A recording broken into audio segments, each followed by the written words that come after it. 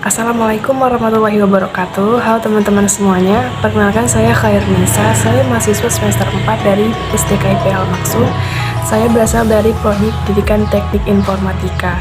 Di sini saya akan membahas mata kuliah nilai-nilai agama dan saya akan membahas materi keutamaan sholat.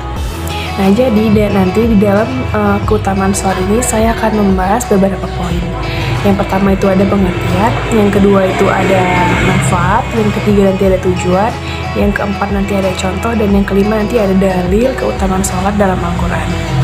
Nah, jadi kita masuk ke poin yang pertama, yaitu pengertian.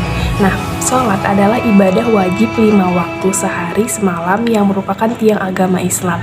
Secara bahasa, sholat berarti doa dan secara istilah adalah ucapan dan perbuatan tertentu yang diawali dengan takbir dan diakhiri dengan salam sebagai bentuk ibadah kita kepada Allah Subhanahu wa Ta'ala. Nah, sholat adalah kewajiban paling utama yang setelah syahadat dan menjadi pemisah antara iman dengan kufur. Nah, selanjutnya kita masuk ke poin yang kedua, yaitu manfaat keutamaan sholat. Nah, kita masuk ke poin yang kedua, yaitu manfaat keutamaan sholat. Nah, di dalam manfaat keutamaan sholat ini, saya mengambil beberapa contoh, yaitu yang pertama, menjaga diri dari perbuatan dosa karena sholat mengingatkan kita kepada Allah Subhanahu wa Ta'ala. Jadi kita mengambil contoh itu sebagai diri kita sendiri, kita pandai menjaga diri kita dari pergaulan yang dapat mempengaruhi kita ke jalan yang tidak baik. Jadi adalah kita harus melakukan sholat sebagai tiang untuk diri kita sendiri, bahwa sholat itu dapat mengingatkan kita kepada Allah Subhanahu wa Ta'ala. Nah, yang kedua yaitu menemukan disiplin waktu karena dilakukan pada waktu yang ditentukan. Artinya sholat itu kan ada 5. Nah, jadi di dalam 5 waktu sholat ini pasti kan sudah memiliki waktunya masing-masing. Nah, ibarat kata itu kita harus melaksanakan sholat ini di waktu yang memang sudah ditentukan itu. Kita tidak boleh menunda-nunda waktu sholat. Nah, di poin yang ketiga, ada menenangkan hati dan pikiran karena setiap gerakan sholat disertai dengan zikir dan doa. Dan yang pastinya, setiap lantunan ayat-ayat yang kita ucapkan di waktu sholat itu memiliki arti dan makna yang sangat baik. Dan selanjutnya di poin yang keempat itu ada membentuk karakter yang sabar, ikhtiar, dan tawadu. Yang di poin yang kelima ada membuka pintu rezeki karena orang yang sholat akan senantiasa dalam keberkahan Allah. Artinya teman-teman semua, sholat itu menjaga kita, dan orang yang menjaga imannya, menjaga sholatnya, Allah akan selalu menjaga dimanapun mereka berada. Nah, jadi selanjutnya kita akan membahas di poin yang ketiga, yaitu tujuan keutamaan sholat. Nah, jadi teman-teman semua, kita masuk ke poin yang ketiga. Nah, di poin ketiga ini kita akan membahas tujuan keutamaan sholat. Nah, di keutamaan sholat ini juga, di bagian tujuan, saya mengambil beberapa contoh juga. Nah, di poin yang pertama, yaitu adalah menjalin komunikasi langsung dengan Allah atau midrajnya orang yang beriman. Artinya, sholat itu kan ibarat kita berkomunikasi dengan Tuhan kita, yaitu Allah Subhanahu wa Ta'ala. Artinya kita setiap hari Allah memberikan 5 waktu sholat untuk mengingatkan kita bahwa dunia ini tidak ada yang kekal. Nah, selanjutnya yaitu yang kedua, mensucikan jiwa dan hati dari dosa-dosa kecil. Artinya, sholat itu membawa jiwa kita untuk menggugurkan setiap dosa-dosa yang setiap harinya itu kita lakukan, karena pastinya manusia itu kan tidak luput dari kesalahan. Jadi sholat itu wajib, teman-teman. Nah, jadi teman-teman semua, kita masuk ke poin yang di poin yang ketiga tadi adalah tujuan keutamaan sholat. Jadi di dalam tujuan keutamaan sholat ini saya mengambil beberapa contoh. Nah, itu di poin yang pertama adalah menjalin komunikasi langsung dengan Allah Subhanahu wa Ta'ala atau mistrajnya orang yang beriman. Artinya kita sebagai orang yang beriman itu pasti akan selalu melaksanakan sholat, karena sholat itu ibaratnya kita berkomunikasi dengan Allah Subhanahu wa Ta'ala. Nah, di poin yang kedua yaitu ada menyucikan jiwa dan hati dari dosa-dosa kecil. Nah, selanjutnya di poin yang ketiga ada sebagai bentuk ketaatan dan penghambaan secara total kepada Allah Subhanahu wa Ta'ala. Nah, di poin selanjutnya itu ada menjadi tolak ukur keimanan dari akhlak seseorang, teman-teman. Nah, yang terakhir itu ada melatih keikhlasan, ketundukan, dan kedisiplinan dalam hidup.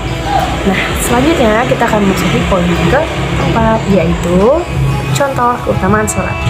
Nah, selanjutnya teman-teman semua, kita akan masuki ke poin yang keempat, yaitu apa tadi? Yaitu adalah contoh keutamaan sholat. Jadi, dalam contoh keutamaan sholat ini, saya juga mengambil 3 contoh sebagai contohnya, yaitu di poin yang pertama, saya mengambil contoh sebagai seorang pelajar. Seorang pelajar yang tetap sholat di sekolah atau di tengah kesibukannya, teman-teman. Jadi, ibaratnya kan, kalau sekolah itu kan biasanya membagi waktu belajar dengan waktu istirahat. Jadi biasanya kalau sekolah itu yang mendekati waktu sholat itu kan di sholat zuhur, teman-teman. Jadi biasanya kalau istirahat itu kan agak lewat sedikit dari waktu sholat.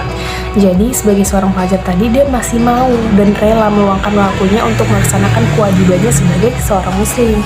Nah, ataupun kadang di jam yang lain nih kan, dia mengikuti organisasi atau apa, tapi dia tetap meluangkan waktunya untuk melaksanakan kewajibannya.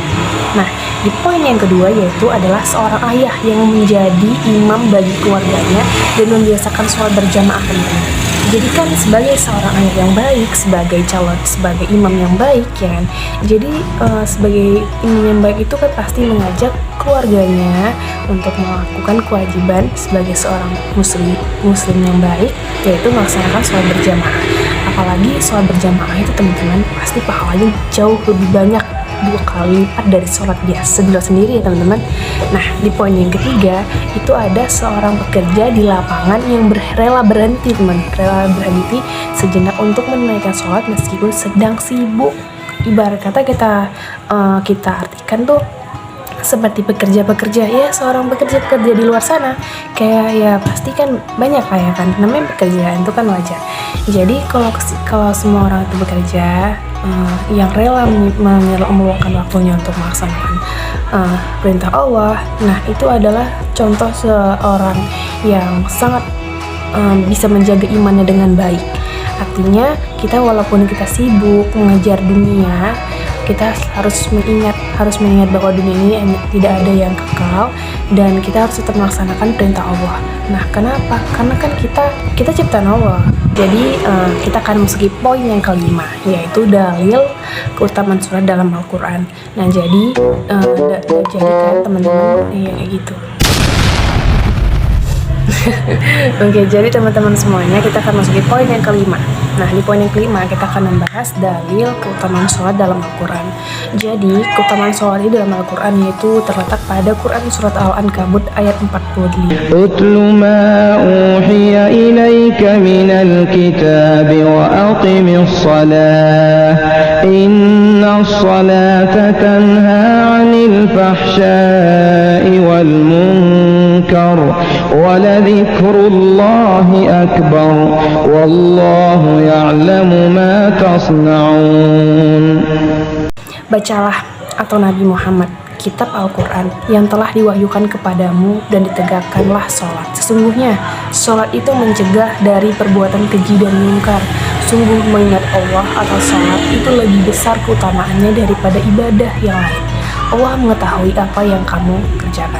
Jadi teman-teman semuanya, kita mengambil hikmah dari Quran surat Al-Ankabut ayat 45 ini, bahwa sholat itu adalah keutamaan bagi Allah untuk kita. Nah, jadi teman-teman semua, itulah tadi 5 poin dari keutamaan sholat. Baik teman-teman semua, mungkin cukup di sini saja yang dapat saya sampaikan. Mudah-mudahan bermanfaat untuk diri saya sendiri dan untuk teman-teman semuanya.